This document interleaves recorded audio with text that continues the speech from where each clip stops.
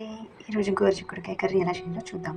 ముందుగా గోరుచిక్కుడుకాయని వాటర్లో బాగా కడుక్కోవాలి. ఇలా కడుక్కున్న వాటిని పక్కకు తీసుకుందాం. ఇలా కడుక్కున్న గోరుచిక్కుడుకాయని 2 విజిల్స్ వచ్చేవరకు ఉడికించుకుందాం. ఉడకబెట్టుకున్న వాటిని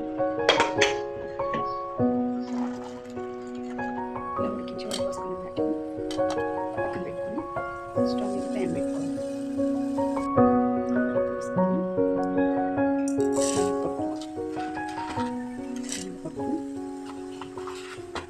ఆవాలు, జీలకర్ర వేసుకుని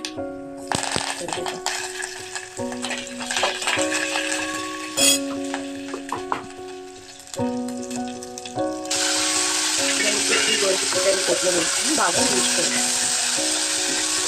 ఇలా కొంచెం వేగిన తర్వాత తీసి పెట్టుకుని కొంచెం చింతపండు కూడా వేసుకోవాలి. అలాగే ఉప్పు, పసుపు వేసుకొని కాసేపు కలుపుకోవాలి. బాగా కలుపుకోవాలి. అంతేనండి. గోరుచిక్కుడుకాయ ఆవగడ్డని కూడా రెడీ అయిపోయింది. ఆవు కోసం ఒక బౌల్ తీసుకొని దీంట్లోకి కొంచెం ఆవు పొడి ఉందండి నా దగ్గర, అంతా వేసేస్తాను. మీరు లేకపోతే ఆవాలు గ్రైండ్ చేసుకుని వేసుకోవచ్చు. దీంట్లో ఆవు పొడిని తీసుకుని కూర చల్లారిన తర్వాత ఆవు పొడిని కలుపుకోవాలి. వేడివేడి కలిపితే చేరుతుంది. అంతేనండి.